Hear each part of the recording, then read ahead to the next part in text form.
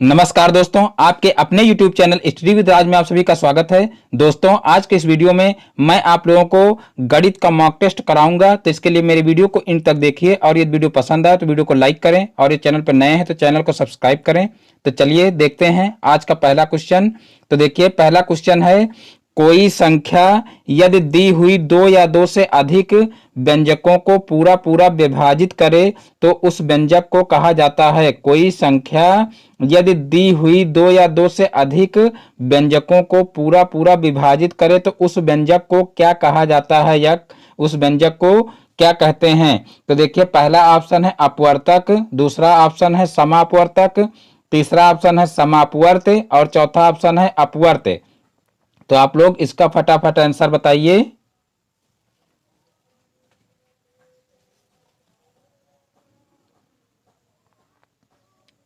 तो देखिए, इसका जो बा ऑप्शन है बिल्कुल राइट आंसर हो जाएगा, समापवर्तक।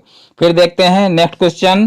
तो देखिए, नेक्स्ट क्वेश्चन है, किस विकल्प की अभाज्य संख्याएं हैं। किस विकल्प की अभाज्य संख्याएं हैं। तो देखिए, पहला ऑप्शन है 2, 4, 6, दूसरा ऑप्शन है 3, 4, 6, तीसरा ऑप्शन है 1, 2, 3, 4 और चौथा ऑप्शन है 1, 2, 3।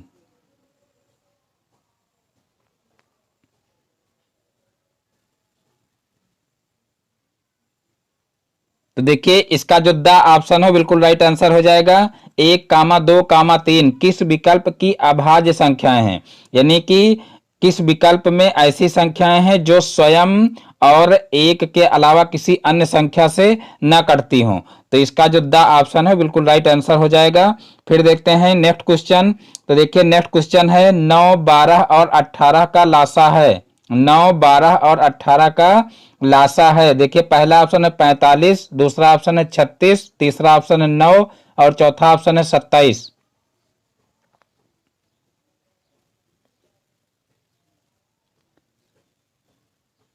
तो देखिए, इसका जो बा ऑप्शन है बिल्कुल राइट आंसर हो जाएगा 36, यानी कि देखिए 9, 12 और 18 का लासा क्या हो जाएगा, 36 हो जाएगा। फिर देखते हैं नेक्स्ट क्वेश्चन, 9 के अपवर्तक हैं। 9 के अपवर्तक हैं। तो देखिए, पहला ऑप्शन है 9, 18, 27 और 36। फिर दूसरा ऑप्शन है 3, 6, 9, 12 और फिर तीसरा ऑप्शन है 1, 3, 6, 9 और चौथा ऑप्शन है 1, 9, 18, 27, 36।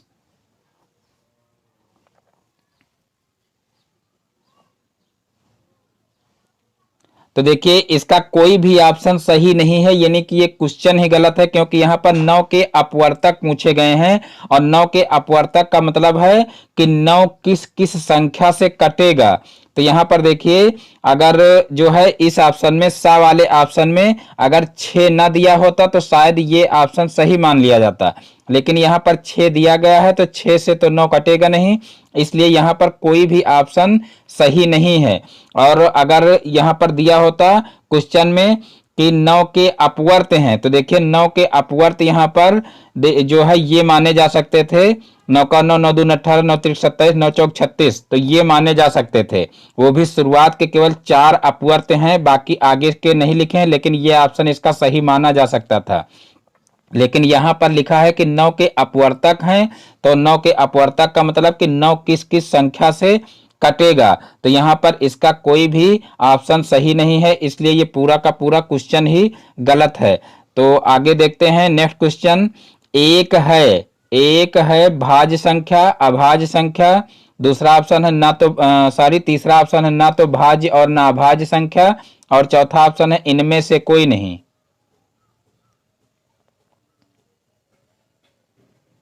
तो देखिए, इसका जो सा ऑप्शन है बिल्कुल राइट आंसर हो जाएगा। एक जो है वो ना तो भाज्य संख्या है और ना तो अभाज्य संख्या है। फिर देखते हैं नेक्स्ट क्वेश्चन, शून्य केवल एक है। शून्य केवल है, एक क्या है। देखिए, पूर्णांक है कि अपूर्णांक है कि परिमेय संख्या है कि अपरिमेय संख्या है।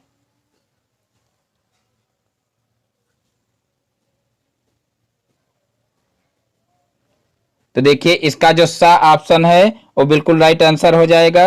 देखिए शून्य केवल एक है, सॉरी इसका आ ऑप्शन सही हो जाएगा। शून्य केवल एक है, क्या है, पूर्णांक है। क्योंकि देखिए पूर्णांक संख्याएं कहां से शुरू होती हैं, तो देखिए पूर्णांक संख्याएं जीरो से लेकर के अनंत तक होती हैं, और माइनस वाली भी संख्याएं क्या होती हैं, पूर्णांक होती हैं। तो यहाँ पर शून्य केवल क्या है, एक जो है पूर्णांक है, और अपूर्णांक संख्या शून्य नहीं है, ना तो परिमेय संख्या है और ना तो अपरिमेय संख्या है।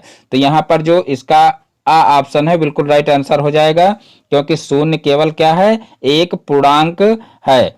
फिर देखते हैं नेक्स्ट क्वेश्चन। नेक्स्ट क्वेश्चन है सबसे छोटा पूर्णांक है, सबसे छोटा पूर्णांक है। तो देखिए शून्य है पहला ऑप्शन, दूसरा ऑप्शन है एक, तीसरा ऑप्शन है -1 और चौथा ऑप्शन है इनमें से कोई नहीं।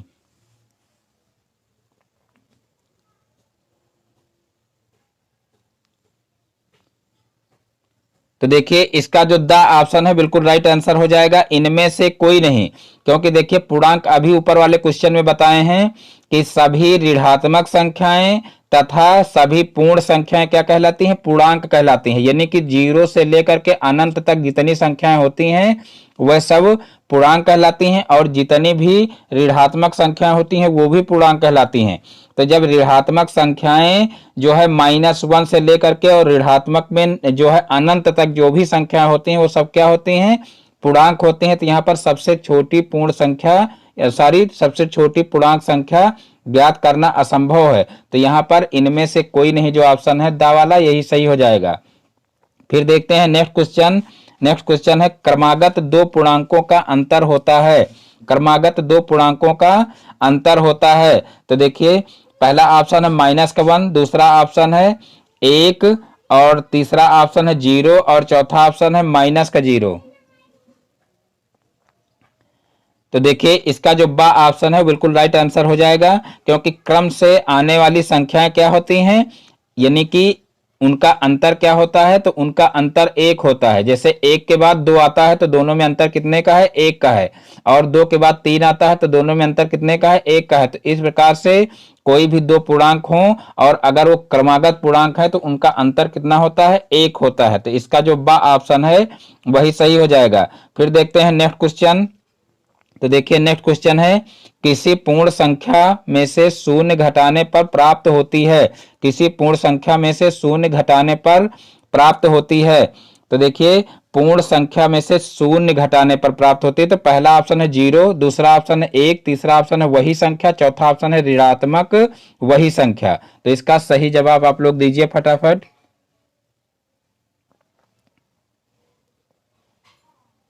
तो देखिए इसका जो सा ऑप्शन है बिल्कुल राइट आंसर हो जाएगा, क्योंकि किसी भी पूर्ण संख्या में से अगर 0 को घटाओगे तो संख्या पर कोई फर्क नहीं पड़ेगा, यानी कि वही संख्या आएगी। तो इसका जो सा ऑप्शन है बिल्कुल राइट आंसर हो जाएगा। फिर देखते हैं नेक्स्ट क्वेश्चन। तो देखिए नेक्स्ट क्वेश्चन है प्राकृतिक संख्या है, प्राकृतिक संख्या है। देखिए पहला ऑप्शन है 5, दूसरा ऑप्शन है 2/3, तीसरा ऑप्शन है -5/6 और चौथा ऑप्शन है √3। तो देखिए इसका जो आ ऑप्शन है बिल्कुल राइट आंसर हो जाएगा, क्योंकि प्राकृतिक संख्याएं किसे कहते हैं, तो ऐसी संख्याएं जो गिनने में प्रयोग होती हैं उन्हें प्राकृतिक संख्या कहते हैं। तो यहाँ पर देखिए प्राकृतिक संख्या कौन सी होती है, एक से लेकर के अनंत तक। तो यहाँ पर देखिए जो 5 वाला ऑप्शन है यानी कि आ ऑप्शन यही सही हो जाएगा। बाकी सब जो है क्या है, परिमेय संख्याएं हैं, और ये एक अपरिमेय संख्या है और ये दोनों परिमेय संख्या हैं। तो यही इसका ऑप्शन जो है आ वाला ये सही हो जाएगा। फिर देखते हैं नेक्स्ट क्वेश्चन। देखिए नेक्स्ट क्वेश्चन है ऋण पूर्णांक संख्या है, ऋण पूर्णांक संख्या है। पहला ऑप्शन है -3/5, दूसरा ऑप्शन है -5, तीसरा ऑप्शन है 0 और चौथा ऑप्शन है -√7।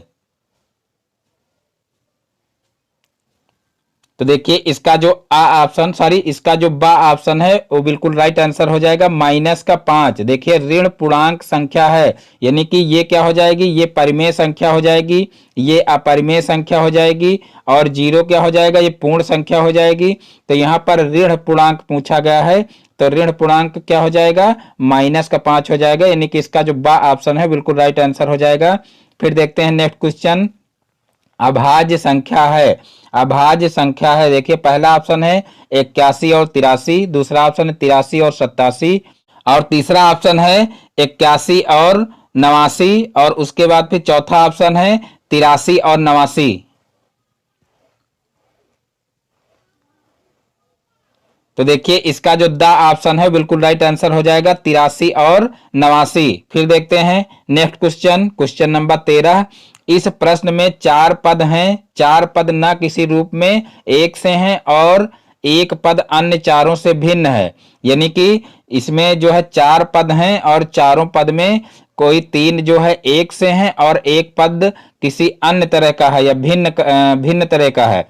अन्य से भिन्न पद की संख्या को उत्तर पत्र पर संगत प्रश्न के सम्मुख वृत्त से घेरिए। तो देखिए पहला ऑप्शन है 6 3 18, और फिर दूसरा ऑप्शन है 7 5 35, और तीसरा ऑप्शन है 9 3 27, और चौथा ऑप्शन है 5 4 26।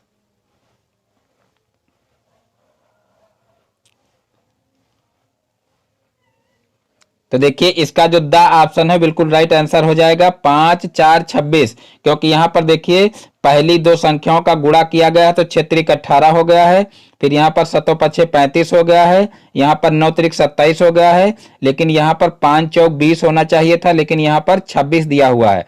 तो इसका जो द ऑप्शन है वही सही हो जाएगा। फिर देखते हैं नेक्स्ट क्वेश्चन। दिए गए 4 पद हैं, 4 विकल्पों में से लुप्त पद को ज्ञात कीजिए तथा उसकी संख्या को सही प्रश्न संख्या के सामने उत्तर पत्रक पर लिखिए।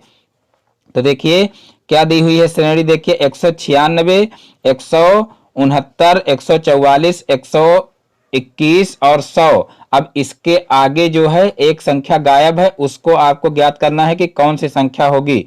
तो यहाँ पर देखिए पहला ऑप्शन दिया हुआ है 85, दूसरा ऑप्शन दिया हुआ है 90, तीसरा ऑप्शन दिया हुआ है 81 और चौथा ऑप्शन दिया हुआ है 64।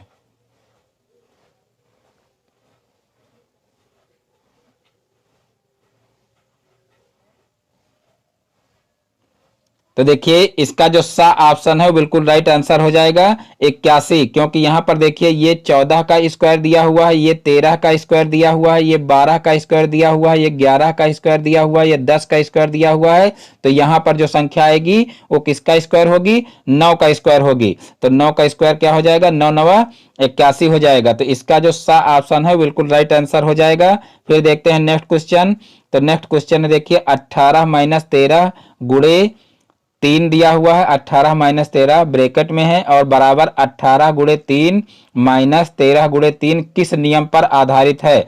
तो देखिए पहला ऑप्शन है गुणा का साहचर्य नियम, गुणा का साहचर्य नियम, दूसरा ऑप्शन है गुणा का व्यवकलन का बंटन नियम, और फिर तीसरा ऑप्शन है व्यवकलन पर गुणा का बंटन नियम, और फिर चौथा ऑप्शन है उपरोक्त में से किसी नियम पर नहीं।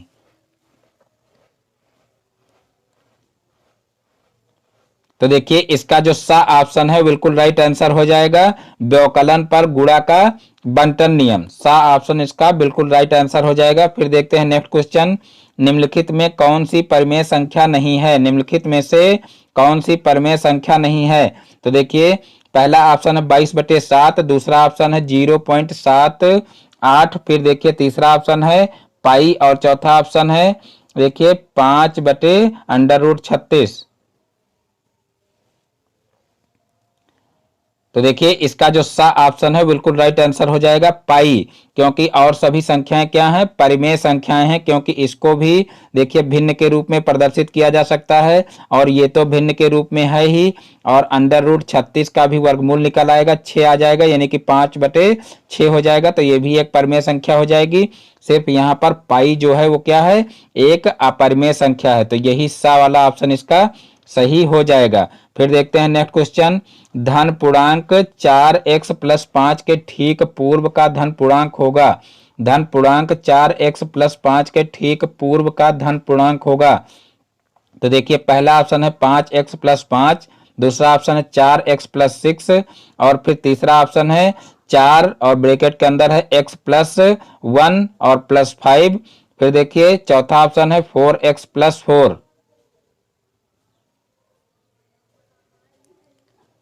तो देखिए इसका जो द ऑप्शन है बिल्कुल राइट आंसर हो जाएगा 4x+4, क्योंकि देखिए ठीक पूर्व का धन पूर्णांक कहा गया है, तो यहाँ पर 4x और +5 में से क्या करेंगे, एक को घटा देंगे। जब एक को घटाएंगे तो 5 में से एक घट जाएगा, तो 4x+4 हो जाएगा, यानी कि इसका जो द ऑप्शन है वो बिल्कुल राइट आंसर हो जाएगा। फिर देखते हैं नेक्स्ट क्वेश्चन। तो देखिए नेक्स्ट क्वेश्चन है धन पूर्णांक 2x+3 के ठीक बाद का धन पूर्णांक होगा। तो देखिए पहला ऑप्शन है 3x+5, दूसरा ऑप्शन है 2x+4, तीसरा ऑप्शन है 2x+2+3 और चौथा ऑप्शन है 2x+2।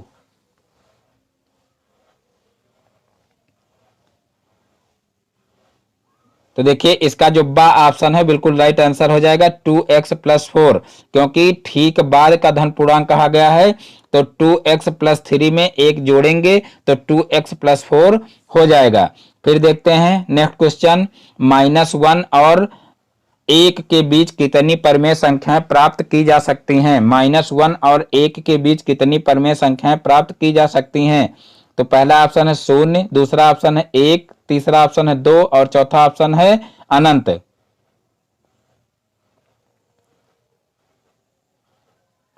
तो देखिए यहां पर इसका जो द ऑप्शन है बिल्कुल राइट आंसर हो जाएगा अनंत, क्योंकि कोई भी दो जो है परमेय संख्याएं हों, तो भिन्न परमेय संख्याएं हो तो उनके बीच में अनंत परमेय संख्याएं ज्ञात की जा सकती हैं। तो यहां पर इसका जो द ऑप्शन है वही ऑप्शन सही हो जाएगा। फिर देखते हैं नेक्स्ट क्वेश्चन।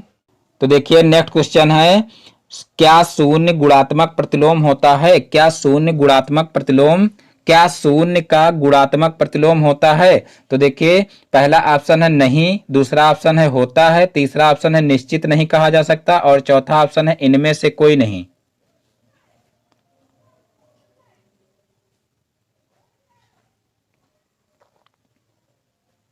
तो देखिए इसका जो आ ऑप्शन है बिल्कुल राइट आंसर हो जाएगा नहीं, क्योंकि शून्य का कोई गुणात्मक प्रतिलोम नहीं होता है। क्योंकि गुणात्मक प्रतिलोम का मतलब होता है कि ऐसी संख्या होनी चाहिए, किसी भी संख्या का गुणात्मक प्रतिलोम वाली संख्या ऐसी होनी चाहिए कि दोनों का आपस में गुणा किया जाए तो क्या हो, उसका गुणनफल जो है वो 1 आना चाहिए। तो यहाँ पर जो है शून्य का गुणात्मक प्रतिलोम कहा गया है, तो शून्य का किसी भी संख्या से गुणा करोगे तो शून्य हो जाएगा, यानी कि 1 नहीं आएगा। इसलिए जो है यहाँ पर शून्य का गुणात्मक प्रतिलोम कुछ नहीं होता है। तो इसका जो आ ऑप्शन है वही सही हो जाएगा। फिर देखते हैं नेक्स्ट क्वेश्चन। तो देखिए नेक्स्ट क्वेश्चन है, यदि त्रिभुज की भुजाएं ए बी और सी हैं तथा त्रिभुज का अर्ध परिमाप होगा, तब त्रिभुज का अर्ध परिमाप होगा। यदि त्रिभुज की भुजाएं ए बी और सी हैं तब त्रिभुज का अर्ध परिमाप होगा। तो देखिए पहला ऑप्शन है देखिए a+b+c और दूसरा ऑप्शन है a+b+c/2, तीसरा ऑप्शन है a+b+c/3 और चौथा ऑप्शन है इनमें से कोई नहीं। तो देखिए इसका जो बा ऑप्शन है बिल्कुल राइट आंसर हो जाएगा, क्योंकि देखिए परिमाप क्या होता है, जैसे त्रिभुज का परिमाप निकालना है तो परिमाप का मतलब क्या होता है, तीनों भुजाओं का योग। और अर्ध परिमाप कहा गया है तो तीनों भुजाओं का योग करके आधा कर दीजिए तो वही अर्ध परिमाप हो जाएगा, यानी कि इसका जो बा ऑप्शन है बिल्कुल राइट आंसर हो जाएगा। फिर देखते हैं नेक्स्ट क्वेश्चन, एक त्रिभुज की भुजाएं क्रमशः 10 मीटर, 14 मीटर व 18 मीटर है, खेत का क्षेत्रफल है। तो देखिए पहला ऑप्शन है 21 वर्ग मीटर, दूसरा ऑप्शन है 441 वर्ग मीटर, तीसरा ऑप्शन है 21√11 वर्ग मीटर और चौथा ऑप्शन है 11√21 वर्ग मीटर।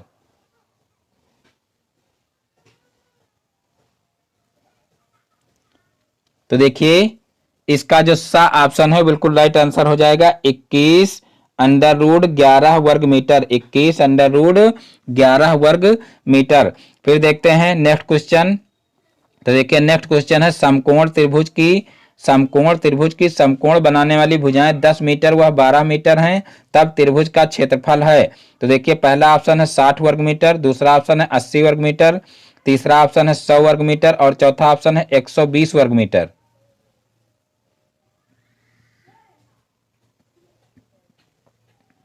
तो देखिए इसका जो आ ऑप्शन है बिल्कुल राइट आंसर हो जाएगा 60 वर्ग मीटर। फिर देखते हैं नेक्स्ट क्वेश्चन, एक समचतुर्भुज के विकर्ण की लंबाई क्रमशः 10 सेंटीमीटर और 20 सेंटीमीटर है, तो उसका क्षेत्रफल होगा।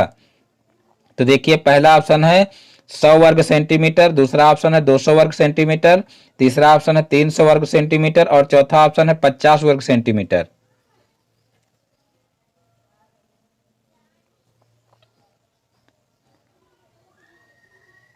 तो देखिए इसका जो आ ऑप्शन है बिल्कुल राइट आंसर हो जाएगा 100 वर्ग सेंटीमीटर। 100 वर्ग सेंटीमीटर। देखिए जिन स्टूडेंट्स को ये क्वेश्चन करना नहीं पता है, तो इससे पहले भी मैं इन क्वेश्चंस का मॉक टेस्ट करा चुका हूं और उसमें देखिए जो है 20-20 क्वेश्चन 3 बार मॉक टेस्ट में कराए थे और इसमें सारे क्वेश्चन जो है एक साथ में ले लिए हैं। तो यहाँ पर इन क्वेश्चंस का सॉल्यूशन नहीं बताया जा रहा है। तो जो लोग इनका सॉल्यूशन जानना चाहते हैं तो मेरे इससे पहले वाले वीडियो जो मॉक टेस्ट के हैं गणित के, तो मॉक टेस्ट वाले वीडियो देखिए, तो वहां पर इन क्वेश्चंस का सॉल्यूशन आप लोगों को मिल जाएगा। तो यहाँ पर सिर्फ आपको करेक्ट आंसर बताए जा रहे हैं और बाकी अगर इनको जो है समझना है और इनको कैसे लगाया जाएगा ये आपको सीखना है तो आप लोग मेरे वो वीडियो देख सकते हैं। फिर देखते हैं नेक्स्ट क्वेश्चन। तो देखिए नेक्स्ट क्वेश्चन है, समांतर चतुर्भुज का आधार 12.8 सेंटीमीटर व ऊंचाई 3.5 सेंटीमीटर है, तब क्षेत्रफल होगा। देखिए पहला ऑप्शन है 22.4 वर्ग सेंटीमीटर, दूसरा ऑप्शन है 25.6 वर्ग सेंटीमीटर, तीसरा ऑप्शन है 7 वर्ग सेंटीमीटर और चौथा ऑप्शन है 44.8 वर्ग सेंटीमीटर।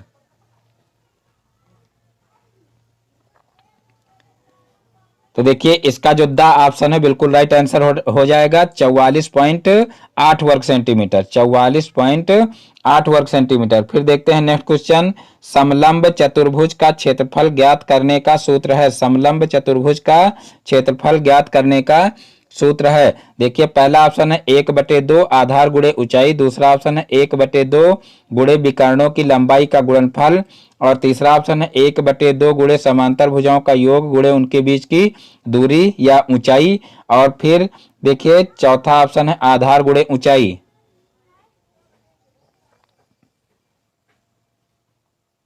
तो देखिए इसका जो तीसरा ऑप्शन है वही सही हो जाएगा 1/2 गुणे समांतर भुजाओं का योग गुणे ऊंचाई या कह सकते हैं गुणे उनके बीच की दूरी, यानी कि इसका जो सा ऑप्शन है यही राइट आंसर हो जाएगा। अब देखते हैं नेक्स्ट क्वेश्चन। तो देखिए नेक्स्ट क्वेश्चन है, एक त्रिभुज में ABC में A के निर्देशांक दिए हुए हैं 0,0, B के निर्देशांक दिए हुए हैं 3,0 और C के निर्देशांक दिए हुए हैं 0,-8 हो तो त्रिभुज का क्षेत्रफल होगा। यानी कि यहाँ पर शीर्षों के निर्देशांक दिए हुए हैं और फिर जो है आपको क्षेत्रफल निकालना है त्रिभुज का। तो यहाँ पर देखिए पहला ऑप्शन दिया हुआ है 24 मात्रक, दूसरा ऑप्शन दिया हुआ है -24 मात्रक, तीसरा ऑप्शन दिया हुआ है 12 मात्रक और चौथा ऑप्शन दिया हुआ है 48 मात्रक।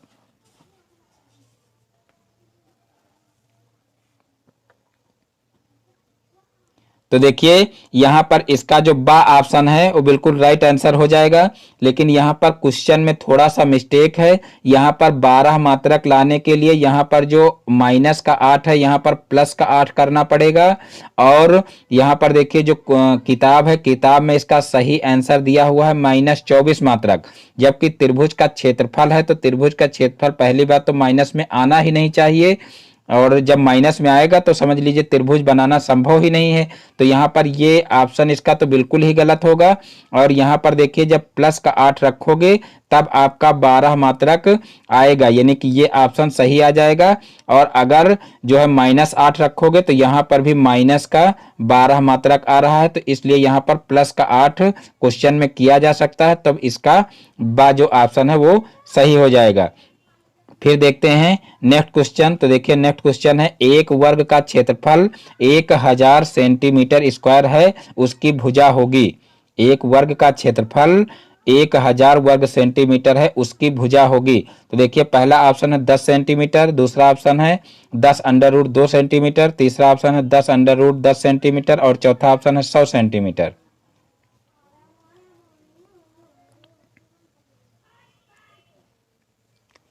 तो देखिए इसका जो सा ऑप्शन है बिल्कुल राइट आंसर हो जाएगा 10√10 सेंटीमीटर। 10√10 सेंटीमीटर। फिर देखते हैं नेक्स्ट क्वेश्चन, एक आयत की संलग्न भुजाएं 15 सेंटीमीटर व 12 सेंटीमीटर हैं, इसका क्षेत्रफल होगा। एक आयत की संलग्न भुजाएं 15 सेंटीमीटर व 12 सेंटीमीटर हैं, इसका क्षेत्रफल होगा।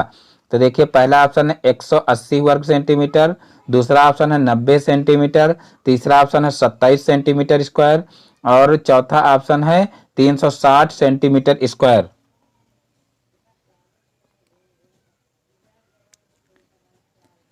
तो देखिए इसका जो आ ऑप्शन है बिल्कुल राइट आंसर हो जाएगा 180 वर्ग सेंटीमीटर। एक आयत की संलग्न भुजाएं दी हुई हैं, इसका क्षेत्रफल निकालना है।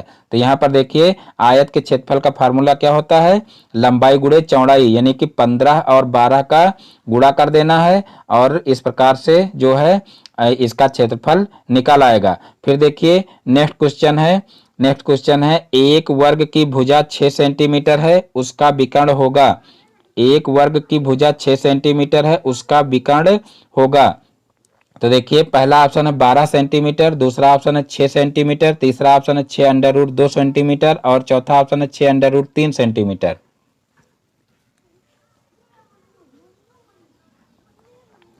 तो देखिए इसका जो सा ऑप्शन है बिल्कुल राइट आंसर हो जाएगा 6 अंडर रूट 2 सेंटीमीटर, क्योंकि वर्ग का विकर्ण होता है भुजा अंडर रूट 2 और भुजा यहाँ पर देखिए 6 दिया हुआ है, तो क्या हो जाएगा 6 अंडर रूट 2 हो जाएगा। तो यहाँ पर इसका जो सा ऑप्शन है बिल्कुल राइट आंसर हो जाएगा।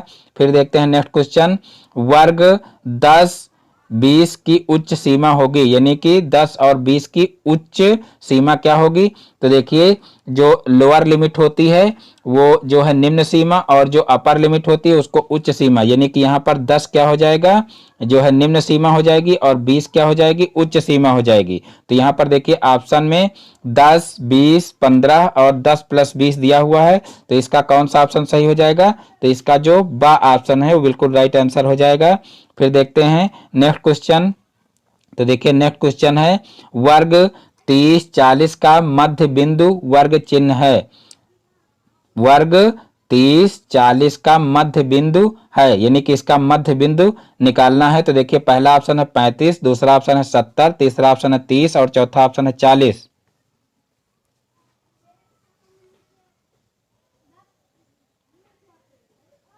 तो देखिए इसका जो आ ऑप्शन है बिल्कुल राइट आंसर हो जाएगा, क्योंकि मध्य बिंदु कैसे निकाला जाता है, तो उसमें देखिए अपर लिमिट और लोअर लिमिट दोनों को जोड़ करके 2 से भाग कर दिया जाता है तो मध्य बिंदु निकाल आता है। तो यहाँ पर 30 और 40 को जोड़ करके 2 से भाग करेंगे तो देखिए 30 और 40 को जोड़ेंगे तो 70 हो जाएगा और 70 का 2 से भाग करेंगे तो 35 आ जाएगा। तो इस प्रकार से इसका आ ऑप्शन सही हो जाएगा। फिर देखते हैं नेक्स्ट क्वेश्चन, आयत चित्र में वर्ग अंतराल पर बने आयत का क्षेत्रफल समानुपाती होगा।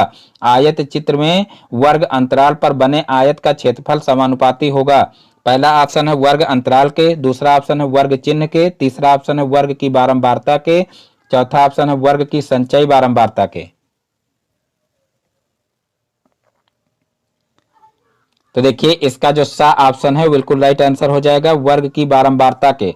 फिर देखते हैं नेक्स्ट क्वेश्चन, संचयी बारंबारता वक्र को यह भी कहते हैं। संचयी बारंबारता वक्र को यह भी कहते हैं, क्या कहते हैं। देखिए पहला ऑप्शन है तोरण, दूसरा ऑप्शन है आयत चित्र, तीसरा ऑप्शन है बारंबारता बहुभुज और चौथा ऑप्शन है इनमें से कुछ नहीं या इनमें से कोई नहीं।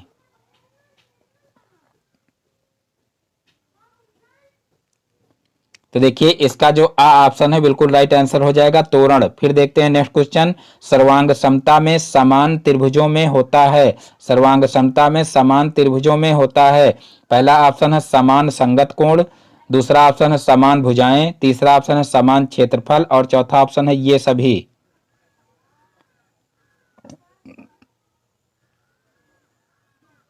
तो देखिए इसका जो द ऑप्शन है बिल्कुल राइट आंसर हो जाएगा ये सभी। फिर देखते हैं नेक्स्ट क्वेश्चन, सर्वांग समता की शर्तें हैं। सर्वांग समता की शर्तें हैं, पहला ऑप्शन है एस ए एस, दूसरा ऑप्शन है एस एस एस और तीसरा ऑप्शन है ए एस और चौथा ऑप्शन है ये सभी।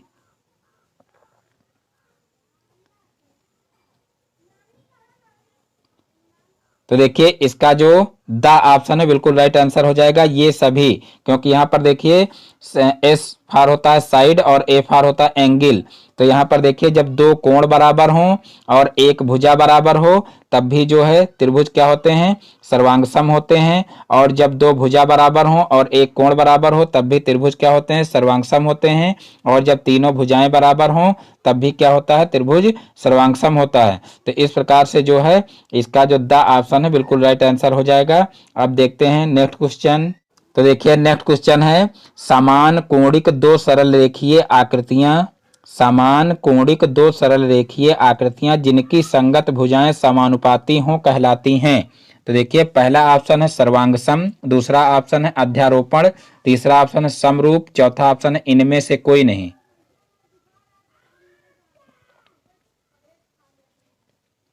तो देखिए इसका जो सा ऑप्शन है बिल्कुल राइट आंसर हो जाएगा समरूप। फिर देखते हैं next question, under root 2, under root 4, under root 0.4 और अंडर रूट 0.2 में परिमेय संख्या है। तो देखिए पहला ऑप्शन है अंडर रूट 4, दूसरा ऑप्शन अंडर रूट 2, तीसरा ऑप्शन है अंडर रूट 0.4 और चौथा ऑप्शन है अंडर रूट 0.2।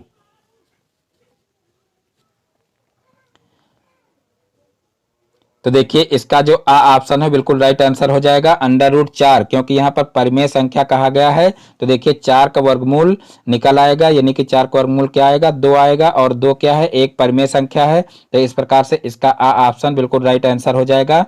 फिर देखते हैं नेक्स्ट क्वेश्चन, 33.328 में अंक 2 का स्थानीय मान होगा। 33.328 में अंक 2 का स्थानीय मान होगा। देखिए पहला ऑप्शन है 20, दूसरा ऑप्शन है 2, तीसरा ऑप्शन है 0.02 और चौथा ऑप्शन है 0.2।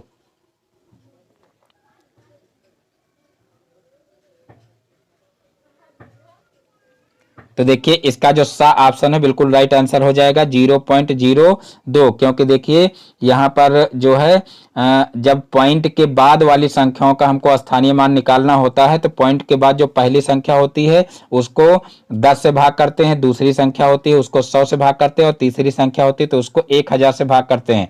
इस प्रकार से देखिए जैसे यहाँ पर 3 का स्थानीय मान पूछा जाता तो क्या हो जाता, यानी कि यहाँ पर पॉइंट के बाद वाले अगर 3 का स्थानीय मान पूछा जाता है तो 0.3 हो जाता है, यानी कि 3 को 10 से भाग करते, और जब 2 का पूछा गया है तो 0.02 हो जाएगा, और अगर 8 का पूछा जाता तो 0.008 हो जाता। तो इस प्रकार से जो है पॉइंट वाली संख्याओं का स्थानीय मान आसानी से निकाला जा सकता है। तो यहाँ पर इसका जो सा ऑप्शन है बिल्कुल राइट आंसर हो जाएगा। अब देखते हैं नेक्स्ट क्वेश्चन। तो देखिए नेक्स्ट क्वेश्चन है 2x+1 बराबर 16, तो x का मान होगा, बहुत ही इंपॉर्टेंट क्वेश्चन है। 2x+1 बराबर 16 तो x का मान होगा। तो देखिए पहला ऑप्शन है 2, दूसरा ऑप्शन है 3, तीसरा ऑप्शन है 8 और चौथा ऑप्शन है 4।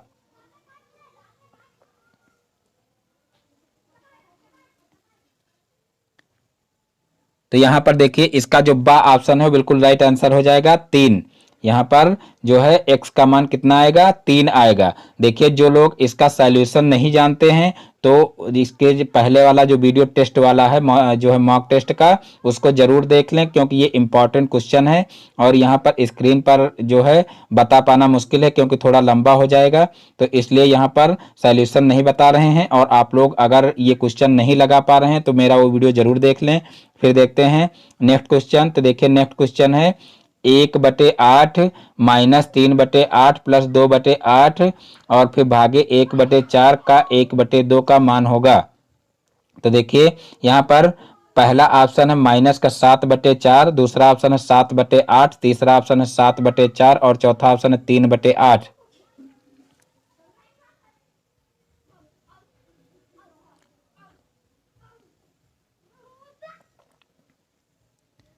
तो देखिए इसका जो सा ऑप्शन है बिल्कुल राइट आंसर हो जाएगा। यहाँ पर भी देखिए पवन की बुक में ये क्वेश्चन यानी कि इसका जो आंसर है वो गलत दिया हुआ है, तो इसका जो सा ऑप्शन है बिल्कुल राइट आंसर हो जाएगा, तो इसको आप लोग करेक्ट कर लेना। फिर देखते हैं नेक्स्ट क्वेश्चन। तो देखिए नेक्स्ट क्वेश्चन है एक त्रिभुज की भुजाएं 2 सेंटीमीटर, 3 सेंटीमीटर, 5 सेंटीमीटर हैं तो त्रिभुज होगा। देखिए एक त्रिभुज की भुजाएं 2 सेंटीमीटर, 3 सेंटीमीटर, 5 सेंटीमीटर है तो त्रिभुज होगा। क्या होगा, देखिए पहला ऑप्शन है समकोण त्रिभुज, दूसरा ऑप्शन अधिक कोण त्रिभुज, तीसरा ऑप्शन है विषम बाहु त्रिभुज और चौथा ऑप्शन है त्रिभुज संभव नहीं है।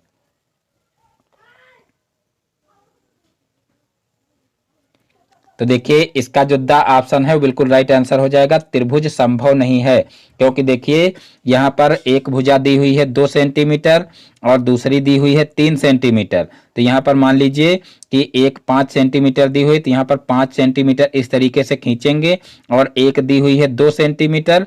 तो जब 2 सेंटीमीटर इस तरीके से खींचेंगे और एक 3 सेंटीमीटर के खींचेंगे तो दोनों आपस में मिलेंगी नहीं, क्योंकि यहाँ पर देखिए दोनों को यानी 3 सेंटीमीटर और जो है 2 सेंटीमीटर को मिलाएंगे तो वो 5 के बराबर ही आएगी। यानी कि अगर हम त्रिभुज बनाने की कोशिश करेंगे तो इसी यानी कि जैसे 5 सेंटीमीटर की भुजा है तो 2 और 3 को जोड़ करके जब दूसरी भुजा इस तरीके से ऊपर बनाने की कोशिश करेंगे तो वो भी इसी के ऊपर आएगी, यानी कि दोनों ऊपर और नीचे आ जाएंगी, त्रिभुज जो है नहीं बन पाएगा। तो इस प्रकार से इसका जो द ऑप्शन है वही करेक्ट आंसर हो जाएगा, यानी कि त्रिभुज बनाना जो है वो संभव नहीं है। फिर देखते हैं नेक्स्ट क्वेश्चन, संख्याओं 10, 65 एवं 91 का लघुत्तम समापवर्त है। संख्याओं 10, 65 एवं 91 का लघुत्तम समापवर्त है। देखिए पहला ऑप्शन है 130, दूसरा ऑप्शन है 650, तीसरा ऑप्शन है 910 और चौथा ऑप्शन है 1000। तो देखिए इसका जो सा ऑप्शन है बिल्कुल राइट आंसर हो जाएगा 910। फिर देखते हैं नेक्स्ट क्वेश्चन, दो असमान परिमेय संख्याओं के बीच परिमेय संख्याएं होती हैं। दो असमान परिमेय संख्याओं के बीच परिमेय संख्याएं होती हैं। आप लोग ये क्वेश्चन बहुत बार पढ़ चुके हो, इंपॉर्टेंट भी है और सभी को इसका आंसर पता होगा। तो देखिए पहला ऑप्शन है इसका 10, दूसरा ऑप्शन है 20, तीसरा ऑप्शन है 111 और चौथा ऑप्शन है अनंत। तो देखिए इसका जो द ऑप्शन है बिल्कुल राइट आंसर हो जाएगा अनंत। फिर देखते हैं नेक्स्ट क्वेश्चन, 3 + 2 × 7 का मान होगा। 3 + 2 × 7 का मान होगा। तो देखिए पहला ऑप्शन है 3 × 7 - 2 × 7, दूसरा ऑप्शन है 3 × 7 + 2 × 7 और तीसरा ऑप्शन है 3 × 7 + 2 और चौथा ऑप्शन है 3 + 2 × 7।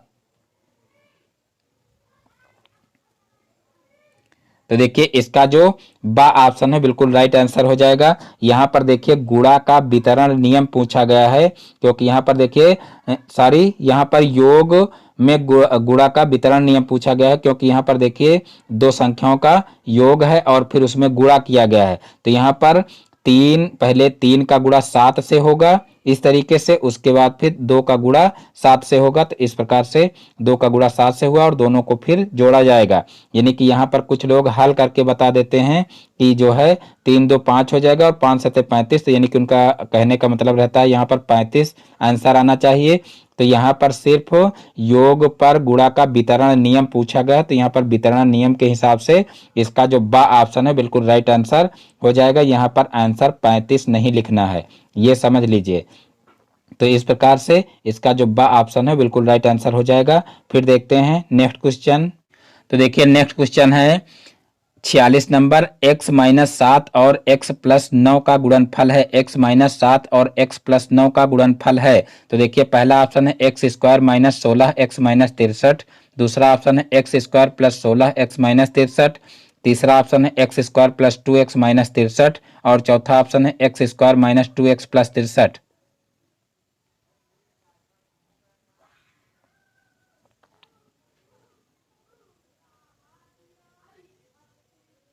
तो देखिए इसका जो सा ऑप्शन है बिल्कुल राइट आंसर हो जाएगा x² + 2x - 63। फिर देखते हैं नेक्स्ट क्वेश्चन, एक त्रिभुज का क्षेत्रफल 48 वर्ग सेंटीमीटर है। यदि उसकी ऊंचाई 8 सेंटीमीटर हो तो त्रिभुज का आधार होगा। पहला ऑप्शन है 12 सेंटीमीटर, दूसरा ऑप्शन है 8 सेंटीमीटर, तीसरा ऑप्शन है 6 सेंटीमीटर और चौथा ऑप्शन है 3 सेंटीमीटर।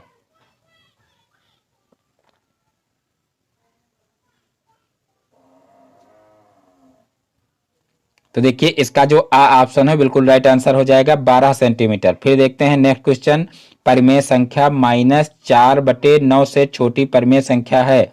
माइनस देखिए परिमेय संख्या -4/9 से छोटी परिमेय संख्या है।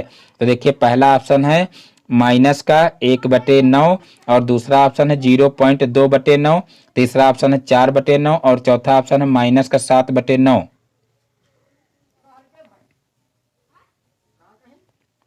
तो देखिए इसका जो द ऑप्शन है वो बिल्कुल राइट आंसर हो जाएगा, माइनस का 7/9।